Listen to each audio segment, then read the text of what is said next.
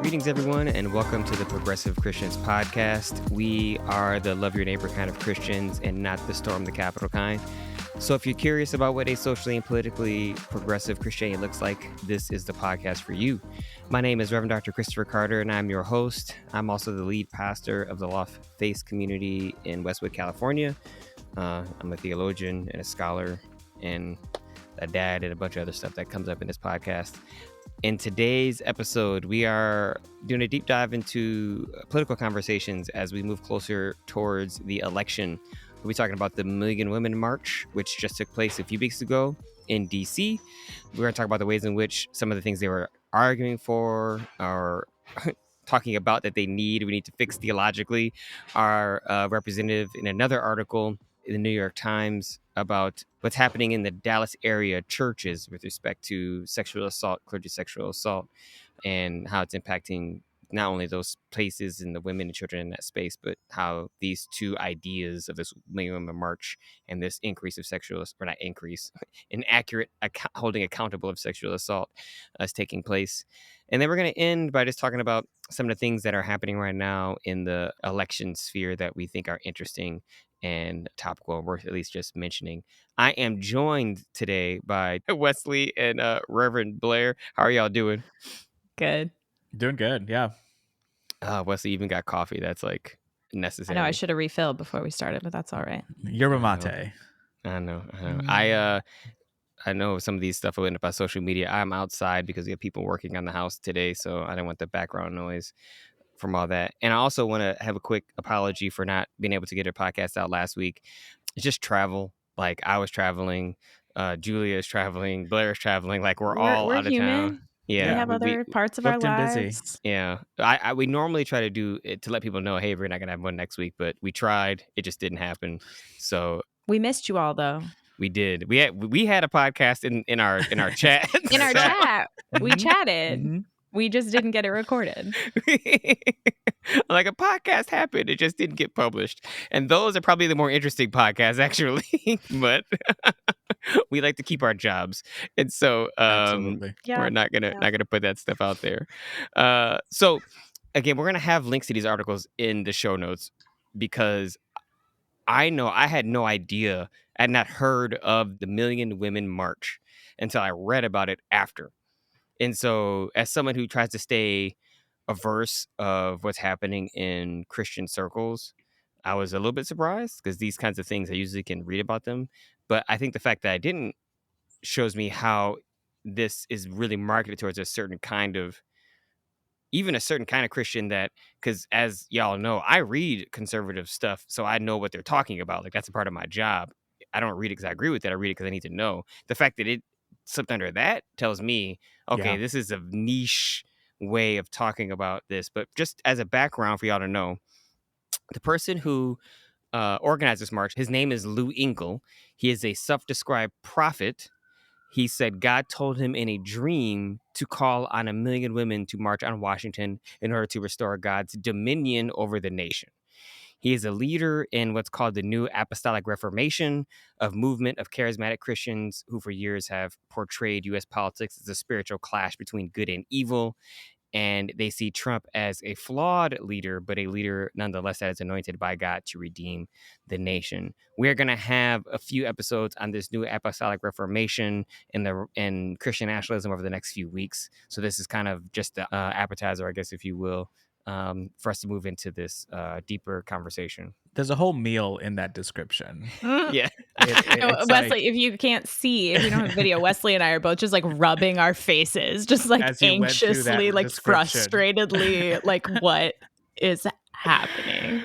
Yeah. Like, God told him, okay, I feel like this comes up a lot in a lot of these conservative circles, God telling them to do X, Y, or Z. And it's like, okay, what does God sound like? What exactly did God say? But then you've got, the clash between good and evil, or spiritual clash between good and evil. Spiritual warfare. Isn't it convenient when the evil people don't look like you and don't sound like you and you don't like them? And you can't really articulate what it is other than it's a spiritual clash. Or are you unwilling to articulate that it's maybe because Well, they the look fact that differently I than don't you? like them is why they're evil. That's how I know they're evil, because I don't like them. That's Yeah. sarcasm. This is the kind of man's, but like when I see these, like people will send these to me, especially when I was a pastor in like a little country church. I'd get books from people like this because they just like cold mail them to pastors all around the country. And it's the kind of thing that I used to start the fireplace in my parsonage. Like Nice. I take them out of church libraries. I do not recycle them. They go straight in the fire because this stuff is dangerous. This is Christian nationalism, Christian white supremacy, Christian patriarchy. These are the kinds of things that start and contribute to wars and conflict and violence. And they're not just like, they are thoughts, but they're not just thoughts. They're dangerous thoughts. And yeah, I know that's like part of this article that we read. But this stuff is the worst version. And it takes like little grains of like potential truth, like Trump as a flawed leader anointed by God. It's like, I guess if you wanted to point to some of the leaders maybe in the Old Testament who were flawed and God redeemed them in some way, but like this is not someone who has turned and is pushing for good. This is someone who continues to be flawed intentionally and grossly. And yet I don't know how they get from the germ of truth of like God can redeem anybody to this person who continues to be a terrible person is the one that God continues to redeem and is anointed and will be the leader for whatever this movement is. It's frustrating. Yeah, no, it's deeply frustrating, and I'm glad we're spending some time talking about just this one point about how these particular conservative churches actually view Trump and how they're trying to morally justify promoting someone as a leader ordained by God who's clearly not Christian in any way we would actually talk about and measure Christianity in any way we think about Christianity. Trump doesn't represent that in any way, shape, or form, and yet here they are saying this person is God ordained. I saw an excellent quote on TikTok that I want to repeat. I think it's so helpful. And the person said, if you want to argue that Trump is called by God or that Trump is a Christian and he's just a flawed Christian, but God is working through him, she's like, name what fruit of the Spirit does Trump actually possess, right? Like, what fruit of the Spirit Not does a he single possess? one. And so this is what's written in Galatians, was written in Colossians, or Galatians, Colossians, and Corinthians, actually, where they're talking about fruits of the Spirit, where Jesus says you will know them by the fruits they produce in the Gospels, right? And so you're talking about love, joy, peace, patience, kindness, humbleness. Like, what does Compassion, he... self-control. Yeah, I mean, there's like so many that we can name that where the text says you will know this person is a Christian by the fruit, and actually goes on to say you will know this person is not a Christian when they don't produce fruit. When there is, and so it's right there in front of them. It's right there in front of them in the text, but they're choosing not to read it, not to look at it. And this, to me, is where the rubber hits the road. Where you can see that it's not about religion, it's not about Christianity. It's really about power. It really, underneath all this stuff, is about power, and they have to do the internal work to say, why am I choosing to view this person as something they clearly are not, right? Because that's what they're doing. Like, why am I choosing to view this person as something they clearly are not? And that just, it is, not only is it frustrating, it's disappointing, right? To me, as a Christian, as someone who actually wants to be identified as a Christian, I have to deal with the BS, right, that they carry. I had to catch myself because I almost said the other one. Well, and the other thing about this idea of like Trump as the like anointed leader, this article also talks about the 7 Mountains Mandate. Yeah. So I'll read a quote from the article. A growing belief on the American right that says conservative Christians are called to occupy positions of power in 7 key spheres of society, including business, education, media, and government. And the idea is if they were to get their kinds of Christians in these positions, then the nation will be redeemed and saved because these Christian leaders will make it a Christian nation. Here's the problem with that.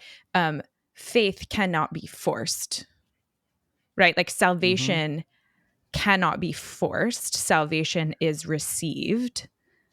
And therefore, like even if they did exhibit the fruits of the Spirit, right? And the goal was just to make people more kind and compassionate, which frankly I would love. That'd be great if all of our leaders like actually just exhibited the fruits of the Spirit.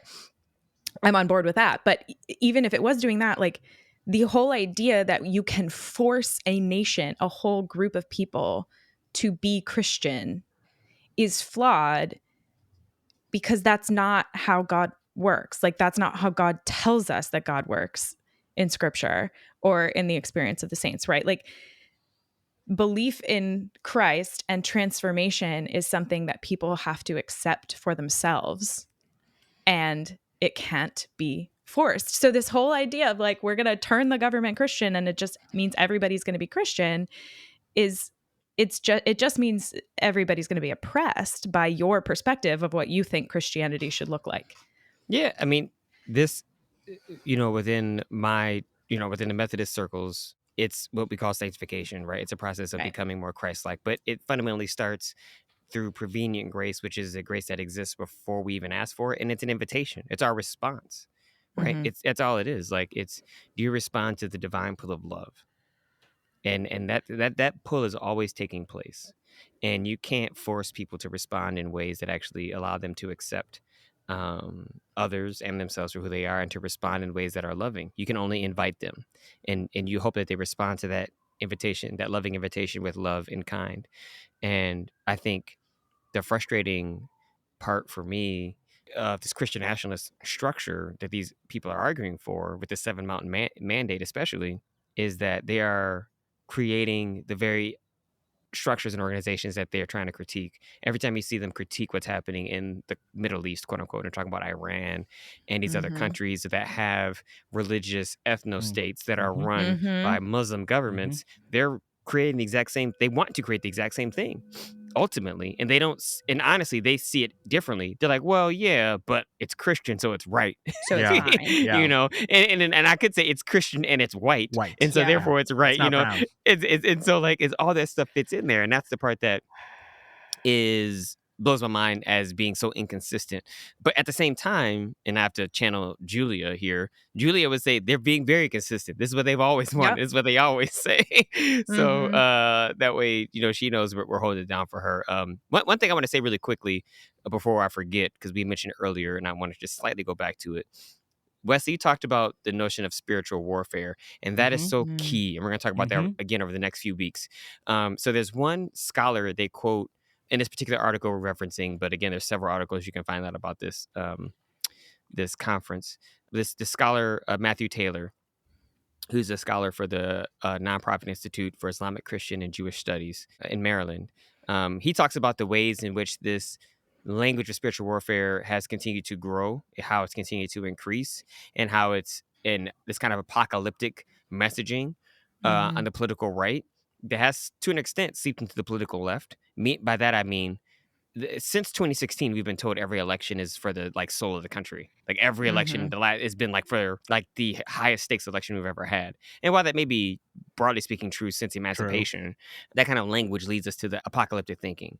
And so Taylor attended the march, and he talks about, so he has a book called The Violent Take It by Force, and basically about how they're using this kind of election denialism, how they're using the language of spiritual warfare to galvanize people to do exactly what they did on January 6th, to take it by force, to attack, to feel as though God has sanctioned this kind of not spiritual warfare, but actual physical warfare, right? And this is where Trump is talking about the enemy within, and how he's using the language of other citizens need to be held accountable through military action. Like, he's saying the quiet part out loud.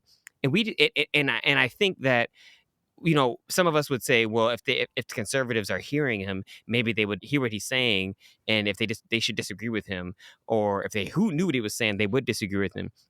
I don't know that they would. I think they actually are hearing what he's saying, and they agree. They agree with him, and that's why they're saying, yeah, we need to take it back by force. This is what we need to do. It's the only way we can redeem the country, and so this is why we have 40 some odd percent, 46, 47% of the country who wants to vote for something like this, because they actually agree. And that's the dangerous part. That's the dangerous part. Yeah. Which again is like, so I did a wedding this weekend and they chose Romans 12, and Romans 12 talks about we do not overcome evil with evil, but overcome evil with good. And when your enemy is hungry, you feed them. And when your enemy is thirsty, you give them something to drink, because that will put burning coals upon their head, right? And like, because the way to overcome evil is not by force, but with love. And I think it ties back to like this idea of like force and love do not go together, right? Because if you force someone to love you, that's not love, that's abuse. And I think too here, sometimes we talk about what's the difference between a conservative Christian and a progressive Christian. I think this understanding of whether or not grace and whether or not salvation is something you have a choice about. So irresistible grace is this concept in Calvinist circles of that if the people that God has preordained to be Christian will not be able to avoid coming to God when they are exposed to salvation. Like when they are exposed to Christ, they will become Christian, they will convert. It's preordained. That's how it's going to work. You can't resist God's grace if God has chosen you. But to me, that's abuse, right? Mm-hmm. Like, and I don't believe God is abusive. So I think we always have a choice. And I think that's a big difference in Methodist Arminian circles, is this idea that you can say no. You can say no to grace. You can say no to God if you want to. If you've truly met the love that is in God, I don't think you'll choose to, but you can. And so I think it's about abuse. It's about control. And I think that's a turn and a connection that you wanted to make, Dr. Carter, too, about one of the arguments, or one of the big arguments that the women who attended this march are saying is they are showing up because they want to protect their kids from abuse, right? And they want to protect their kids from LGBT influence, and that's wild for a lot of reasons. Yeah, no, it's absolutely crazy. Yeah. So do we want to turn that way? Because I think because the call's coming from inside the house. Yeah, the call is coming from inside the house. I never heard of that. Is that? I mean, I know what you get. I know what that means, obviously, but I never heard that turn of phrase. It's from like scary. It's from scary movies, or scary books. It's like okay. The call's coming from inside the house. Okay. Yeah, this is. I'm not cool. So like, I'm like. I'm not. This is where those moments where I'm like, yes, I need to pay attention to like more pop culture, because I don't know these terms. But you're right, Blair. Like this. So as a way to transition to this, some other things that's happening that we're discussing in terms of clergy sexual assault. One of the quotes from a woman who attended the march, she drove from Maryland. She said she attended because she fears if the Democrats maintain power, her 10-month-old grandson will grow up in a nation where he's pressured to identify as a girl. And I just thought, what on earth are you talking about? Like, do you want to know what I'm terrified of? I'm terrified that my 5-year-old son will be pressured to grow up as a toxic, masculine white man who harms people and thinks he should get whatever he wants just because of the color of his skin and the genitalia with which he was born. That's what I'm afraid of. Yep. I'm not afraid that somebody might tell him it's okay to wear a dress, which I do, and he does to church sometimes. But what I'm afraid of is the opposite. Yep. I'm afraid of the opposite. Yep. That's the push they're going for, putting girls and boys into little boxes that conform to their specific, their traditional understanding of what they should be, instead of allowing them the freedom to explore themselves, to explore like what it means to be human. Like, yeah, they just want to enforce a different type of standard instead of allowing people to like learn about themselves. Yeah, this idea that only like queer gender is taught. All gender is taught. All gender is taught. And also, if you look at the long history of this, and y'all know I can't help but understand some of this through the lens of race, because that's the most what I have my deepest educational formation in. This is the same arguments that were used to prevent integration.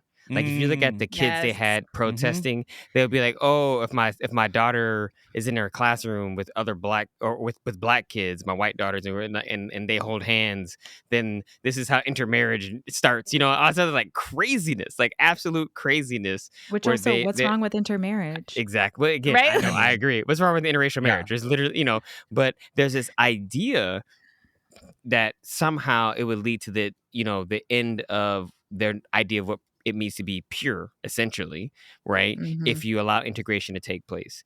The I guess a way to translate this woman's quote,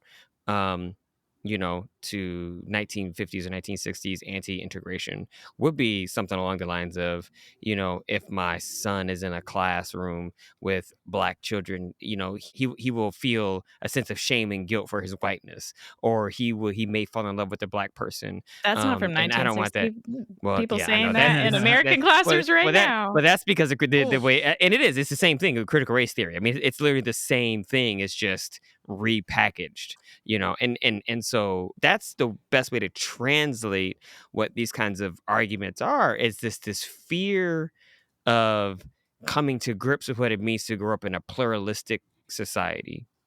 That's all it is. Where you as a white person and your white grandson will have to actually reconcile what it means to be white and have a sense of power among a bunch of other people who look differently than you, and what does it mean to accept them for who they are. And that's that fear. And again, it's this question of love by force, right? 100%. I cannot accept that my child might be gay, or I cannot accept that my child might be trans, because they need to be what I imagine them to be. And if they don't turn out to be what I imagine them to be, then I must not have loved them correctly. And that's so broken. In reality, it's if they turn out to be someone who feels loved, feels fulfilled, feels affirmed, feels empowered, that's the evidence that you've loved them correctly, not that they turned out just like you. And I think, as you were saying, Dr. Carter, on Sunday, like the hard part is loving your kid or your friend or whatever for who they are, not for their relationship to you or for what you expect from them. So it's a shift and it's a turn. It's harder. It demands more of you. And yeah. No, and Wesley, thank you. That's exactly what I was going to say. I was like, oh, wow, this ties into, this was definitely unintentional, but you're right in terms of the tie to Sunday's conversation. Loving without attachment is difficult because it does require more of you to say, okay, how do I love my partner, my child, or whoever for who they are, not because they are my partner or my child. And that requires a certain kind of maturity and growth of all people, because I would say like many of us fall short of that, but conservatives are, the way in which they conceive of love is more about power and control rather than a sense of letting go. And again, this points to Blair's point and to Wesley, your point about how the fear of this notion of control, this fear of abuse that takes place, it's actually taking place within their church communities already, like among themselves. And so there's an article in the New York Times that was published. Oh man, I want to say, let me find it because I know, where was the Wait, I can find it for you. October 3rd, 2024 by Ruth Graham. So a few weeks ago, basically the title of the article is "Around Dallas, the church scandals seem to have no end." And it talks about the growing increase of clergy church sexual misconduct scandals taking place in Dallas. And so a quote from the article says, a running list of local pastors involved in controversies this year, in quotes, maintained by the local television station WFAA, now contains 17 names, including 5 involving criminal charges. This week, a leader at Revival City Church in McKinney was arrested on a domestic violence charge. And I think that what's frustrating for me well, I'll say 2 things. One, again, this is a point that we were trying to make earlier. The actual abuse that's taking place, but this lady is afraid that her grandson is going to be made to identify as a woman or potentially be a victim of sexual violence by the demonic forces of progressivism, when in fact the most dangerous place for them statistically right now seems to be within the conservative churches, right? Yep. That's actually the most dangerous place. And it's the inability to actually accept and recognize that they have given these men, like the man who started this march, the kind of power over bodies, particularly women's bodies and children's bodies, such that they now see themselves as godlike figures who can abuse and not be held accountable, or abuse and have someone and go up in front of the church and say, "I'm sorry, I made a mistake," and have everybody stand in applause and forgive them. And what frustrates me is not only that, but then the coverage of it. Like, so in the article, it says, there's no clear pattern to the scandals, which range widely. the churches are all Protestant but belong to different denominations, or none at all, and have different theological beliefs and worship styles. Well, the pattern is the fact that it's men abusing women and children. Like, that's the pattern. There's no clear pattern. Aha! Actually, there is. Like, there, and so it's our unwillingness to call out sexism, unwillingness to call out patriarchy. Even it's just like, how can you say there's no pattern when there is a pattern? Yeah. I mean, I think I also wrote down that quote because it talks about they have different theological beliefs and worship styles, but it's like, okay, but they're also sort of in the really large umbrella of evangelical, with male leadership, and women pushed off to the margins in terms of what they can do in their communities. So like there is a pattern, like you said, patriarchy continues to be steeped in these denominations or these independent churches. Blair, I was curious in reading this, based on the fact that you are a cisgendered woman pastor. Like, how have you had to think about, or have you had to think about the kind of interactions you might have with male congregants in your space, or what kind of pressures have you had to deal with as a female, as a woman, pastor, with respect to, like, because you were single before you were a pastor, right? Or Yeah, I was like, single I was unmarried for 2 unmarried. years while I was Yeah, full-time yeah, pastoring, yeah. yeah.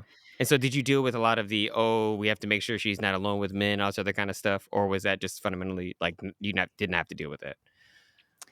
You know, I didn't people weren't so worried about me, which perhaps they should have been more worried about me, but, I did Tell well, them. okay, they were worried about me being a single woman. I lived in a parsonage by myself in North Georgia, and when I moved in, the chair of trustees asked me if I had a gun, and I said, "No, I don't," and he goes, "Would you like one?" And I was like, "That actually is very sweet of you, but no, I'm good." He's like, "Okay, well, I put a can of wasp spray by your by your bed." And that was like his genuine concern of, like, very like grandfatherly, like, this 20-something young woman is staying in this house where no one could hear her scream because there's a cemetery behind her and a church next to her, and the next closest neighbor is over a football field away. Like, so that to me was something I hadn't even thought about that he was thinking about, which is terrifying that he had to think about that. But I will say that I have had male colleagues be anxious about meeting with me in private. And so the Billy Graham rule was referenced in this article, right? Yep. As like a way to that. So the Billy Graham rule, if you're not familiar with it, is Billy Graham had a rule that he would never meet with a woman alone without his wife, or without a third person. And I've heard it said the Billy Graham rule was a really good rule for Billy Graham because he was a very famous man who like needed to be inscrutable for the work that he was doing. But it should not have to be a rule for every man, right? Because, like, if you're so afraid of women, that women are going to accuse you, it's two things. You're either so afraid that you're going to do something inappropriate that you need someone there to supervise, or you're so afraid that women are going to accuse you that you need someone there to supervise. Either way, you are dehumanizing that woman before you even set foot in the room with her. And I have had experiences where men refused to meet with me by myself, because they were concerned about what I might say about them, rather than they're concerned about what might be done to me as a single woman. I think I'd like to offer a third option too, and this is something that I've had to think about, is what other people might say if I meet with women by themselves, right? And it is this weird space of how are the people going to respond if they find out, what kind of assumptions might they make, especially because I'm a black man, in the ways in which black men are hypersexualized. And ultimately, I decided that I have to trust myself and trust the person I'm with, and that is what it is. But it's just living with the awareness that people will weaponize, and people take advantage of situations if they don't like you, to make you look bad and put you in a compromise. That can happen. It's the minority. It rarely ever happens. But I'm not naive enough to think that. I mean, I feel like I've dealt with a situation this past year where someone uses language that tries to weaponize the fact that I'm a black man against me, because this is America, right? And so And so, yes, I agree. The Billy Graham rule was good for Billy Graham. It shouldn't be necessary because it puts an undue burden on everybody. And it really speaks to the fact that you either can't trust yourself or you don't trust women. And I think what I want to just add in is this way in which that it is the way embodiment plays in different spaces and how people might want to use it as a weapon. And again, I still think that's the minority. Like I want to believe most people won't do that. I can't live in a world in a church where that's not actually true in my head, even if it's not true in practical reality. Well, and there's the implicit power differential again of clergy. The role of clergy holds this kind of divine authority, right? And again, in churches where divine grace is irresistible and God is the authoritative, no matter what, you don't have a choice, then that authority and that absolute control gets assigned to the clergy.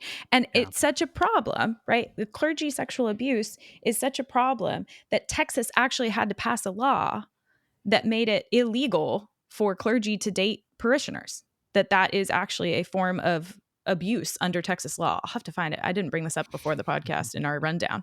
Because in clergy sexual ethics training, like we're taught, don't date your parishioners. Just don't do it because it is implicitly a power imbalance. It's inappropriate. If you meet somebody in the church and you want to have a romantic relationship with them, one of you needs to leave. You need to erase the power differential. Yeah. But that's the thing is like these men, whether it's children or it's women that they are harming and they are sexually abusing, then think that they can just stand up and say like, oh, I'm so sorry. I was tempted. It was lust. I've recovered.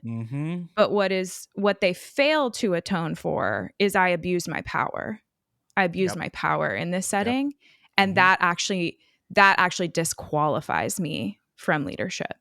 Because mistakes don't disqualify us from leadership, but abusing our power reveals to me an inability to manage one's authority, which means you should not be in leadership anymore. Yep. It reveals they are missing a fruit of the spirit that we call self-control. Self-control. Just want to go back to that fruit of the spirit because I thought that was such a good framework.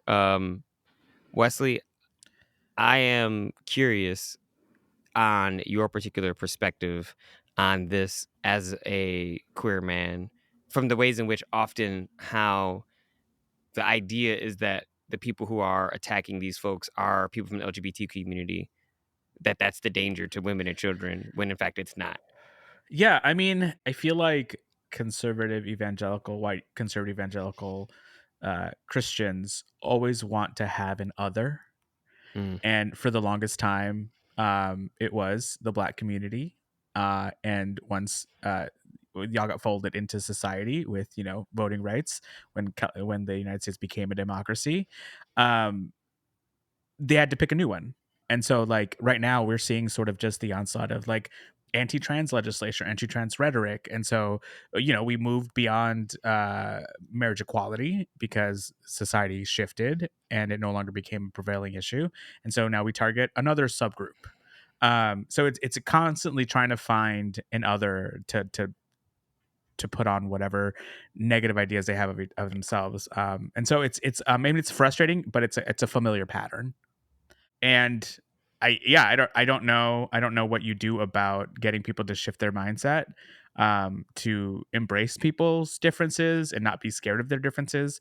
But it's like, I mean, it's annoying. It's frustrating. It's why we organize to make the world a better place, to create some legal framework to protect people, because I think they'll always be othered, but at least in some ways, maybe the system can be a little helpful. Sometimes.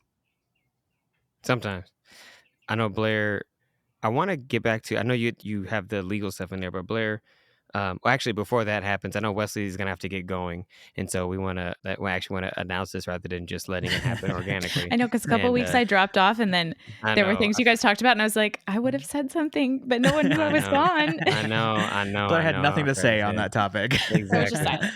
Yeah. I know. Anyway. All right, Wesley. I'm excited to hear the rest. Yep. Thanks, all right. Wesley. Thanks. Blair, you had mentioned earlier this part of the Southern Baptist Church and how there is this Like, I think this also goes into the ways in which these churches, part of the reason these women can go to these marches, and these marches can be organized by charismatic apostolic, people who are in the Christian nationalist movement, is because a lot of the abuse has been hidden, intentionally hidden, so that they can claim this kind of innocence that has never existed. Right. So most people, when you say clergy sexual assault scandal, they think of the Catholic Church, and that's been, unveiled, revealed, litigated. But the Southern Baptist Convention, which is the largest Protestant denomination in the world, is dealing with lawsuits now as a fallout from hiding sexual abuse scandals. And in 2022, there was an internal investigation that revealed a private list had been kept of over 700 pastors who had committed some act of sexual misconduct, credible evidence of committing an act of sexual misconduct. And the central office of the SBC had this list.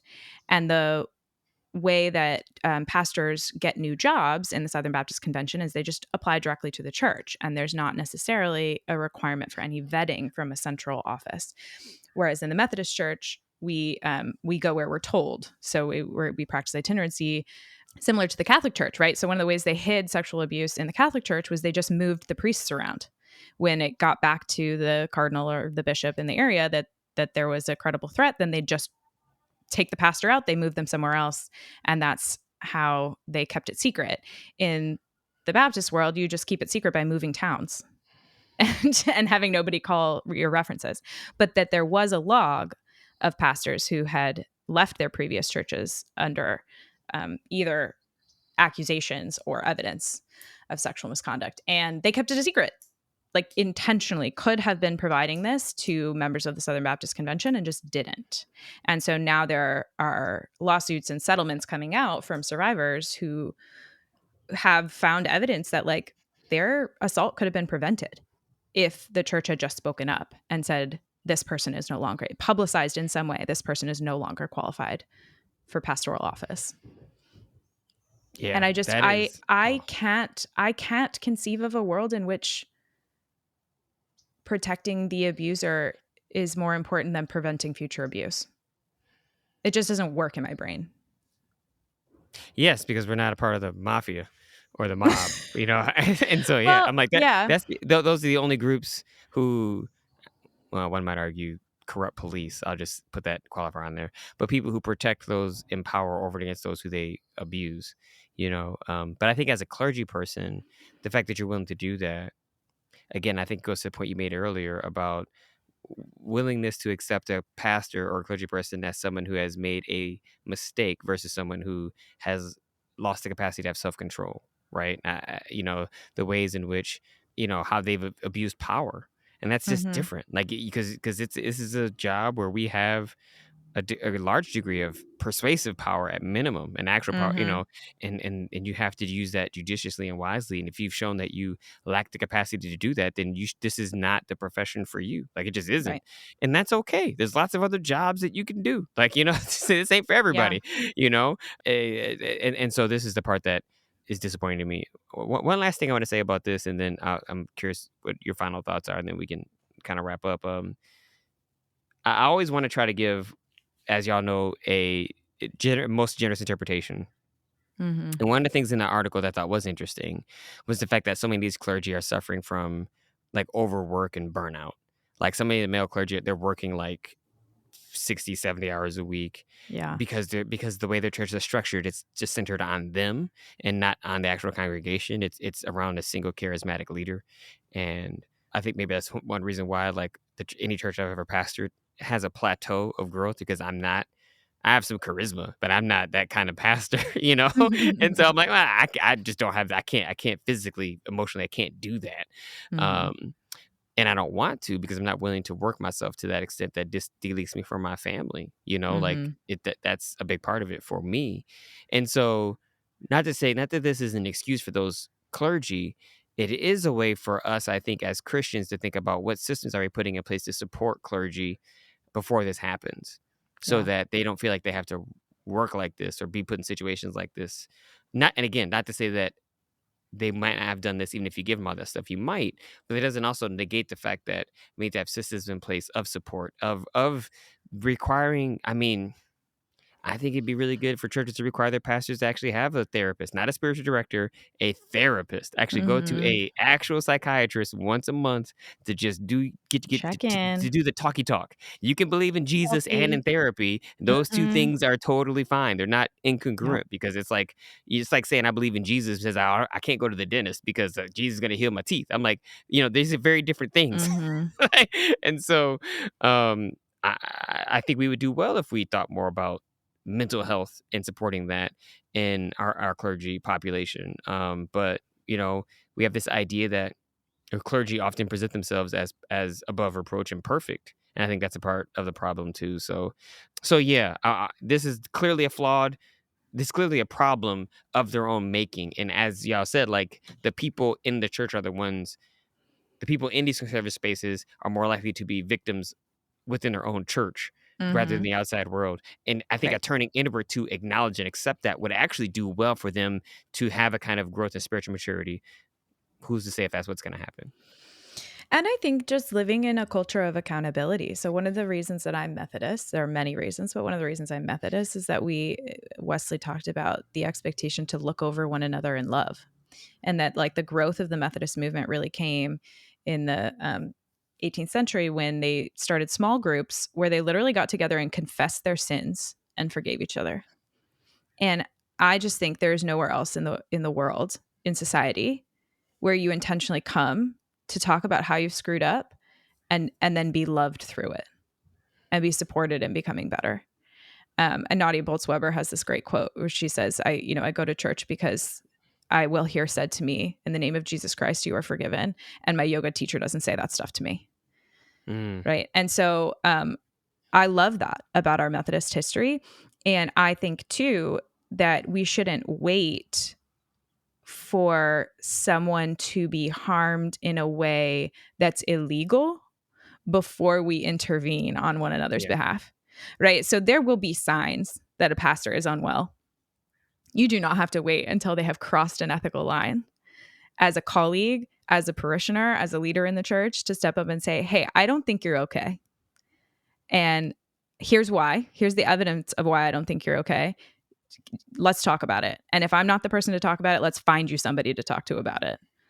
And I think, yeah, when we wait too long to raise issues, when we're seeing someone abuse power or when we're seeing someone disintegrate into burnout, like that's when these then horrendous things that we can be forgiven for, but we can't undo.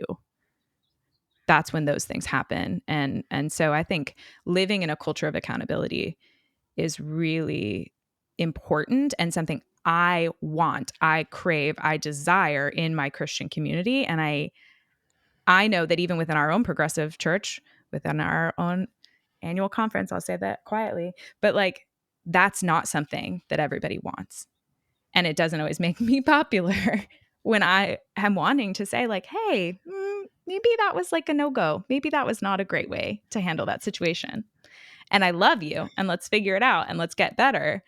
Um, but raising that question of accountability and interrupting harm before it occurs is not easy and it's not popular.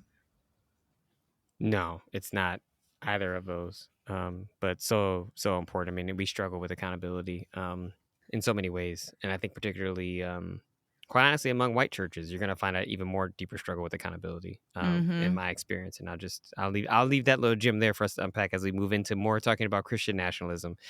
Oh, Uh, yes. so we did want to end by just Talking to white people about racism okay. is a whole other so many little cans of worms. We like, they'll open the lid, close it, open the Just close it. close it Another real time, quick. just close it. We'll come back. Like we'll come back. We promise. We promise. We'll come back. We'll come back. Um, we want to end by just talking a little bit about the role and the intersection of just the pop culture and electoral politics. And Yeah. I know one of the things that I think it may have happened either a couple of days ago where Eminem introduced Barack Obama at a rally in Michigan. And I think that, Michigan is my home state. It's always been purple for my whole adult life, at least. Mm-hmm. Um, it's broadly becoming, I would say, slightly more blue, but still it's purpley. I mean, that's just what it is. I grew up with what I would call normal Republicans, like people who like weren't dehumanizing other people, even though they were Yeah. Republican. And so I don't even know if My those father would exist in call that them state anymore. Reagan Republicans, which Yeah, now well, in yeah, hindsight he confesses and repents for. exactly. I'm like, yeah, Fiscally conservative, socially liberal. embracing. Yeah, exactly. Like, well, and what we find. What's interesting about this, and Wesley's one that brought this up, is Mhm. some of the challenges with even doing this kind of work because Eminem is in some ways a problematic figure because of his stance on women, his things he said about queer people, about trans folks, and Yeah. yet there's a power and a sway and a pull that he has in a place like Michigan, in a place like Detroit, because he really does. Mhm. Because for all his faults, and he has many, And he among young totally men, right? yeah, and like he fully represents those people. And there's a way in which I, as a Michigander, see Eminem and think about him differently than people who aren't from that state. Like, and I know Mm. that. I know that. And it's like honestly, I feel the same way about Madonna, but people forget Madonna's from there too. And so it's just like, yeah, it's fascinating, and at the same time, it brings up. I wish it didn't have to happen. I wish we could pull young white men who may be thinking about voting for Trump another way, but having Eminem be present and talk about voting for Kamala and introducing Barack Obama will help. Like, there's Yeah, no denying that it will. And when we're talking about an election on the margins, I see why they do it. right. Well, and this is why, right? Like ultimately politics is not our salvation. There we go. It matters. It matters a great deal, and we should be spiritually informed in the way in which we engage in politics. And what is politics? Ultimately, it's the way we live together. And so we have a system of politics within nation states that we follow.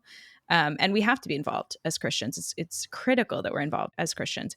But our politics alone will not save us, right? It is our formal national politics alone will not save it. It is our life together that transforms people's circumstances. It transforms people's perspectives of themselves. It transforms families, right? Like we must be politically engaged. And also we need to learn to love our neighbor in the literal, right? It's a both and. It's got to be a both and, because the national stage, just like every other system, is corrupted, right? And so we know that when we have to pull somebody like Eminem, who does not align with our values, who does not, because it's the exact critique that we made of those who are saying Trump is a flawed leader, but we need him. Yep. Right? Like we're making that same claim. Like Eminem is flawed human, but we need him. And the fact that we even have to do that is to me is evidence of like, this is not the end all be all. This can't be the end all be all of what we desire as our solution for pain and harm and suffering in the world. It's important, but there's got to be more, because this is broken. It's going to be broken.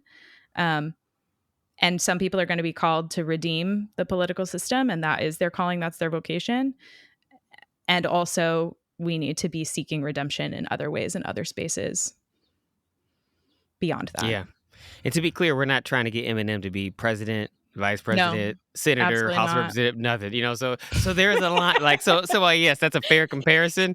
There is a line here. It's not the same. It's not the same. It's not the same. Anyway, well, and there's also a difference between like you can support someone and critique them, but I also think that there's like a level of egregious behavior that should cross a line that we shouldn't accept. exactly. Yeah. So. I mean, I think the way you phrased it earlier with respect to abuse of power, like I thought when you said that, I was like, there's no a better way to phrase it. Like, when you are a leader and you've abused power, you should not be in leadership. Like that's basically it. That's the end, and I think when you look at someone like President Trump, this person has consistently, not only have they consistently abused power, they promise, their campaign is premised on the idea that they will get into office and continue to abuse their power for the benefit of a certain minority of people. Yeah, exactly. And so to be a Christian and then want to vote in a candidate who basically is running on a campaign promise of abuse of power speaks to the ways in which your understanding of Christianity, your understanding of faith practice is actually not about grace. It's not about love. It's not about acceptance. It is about power and control and conformity. And that is not the gospel. That is not the Jesus that we read in the gospel. And that fundamentally is a flawed view of the sacred. Well, and so the other piece was on our list of pop culture things was that Jimmy Carter got to cast his vote for for Vice President Harris. Yes. He got to vote, right? And that we've talked on this podcast before about Jimmy Carter as like the truly Christian president. But you know what? Conservative Christians hate him. They think he was a terrible president. The man who leads still, I guess probably not in hospice, but like until a few years ago was still leading Bible study every Sunday morning in his local church, in his local Baptist church. He is of their kin, and they hate him because he didn't abuse power, because he had a choice to take the violent option and he chose not to. Like, the things that I love about Jimmy Carter are the same reasons there are conservative Christians who hate him. And I know why there's such a division within Christianity. But I have so many moments where I just don't think we're reading the same Bible. Well, I think Jimmy Carter emphasizes the Beatitudes, and these other conservatives want to emphasize the Ten Commandments, and that's one way to frame it, so, well, I want to thank you all for joining us on today's episode, the beginning of several episodes where we're talking about Christian nationalism, particularly white Christian nationalism, and the ways in which it's influencing this upcoming election.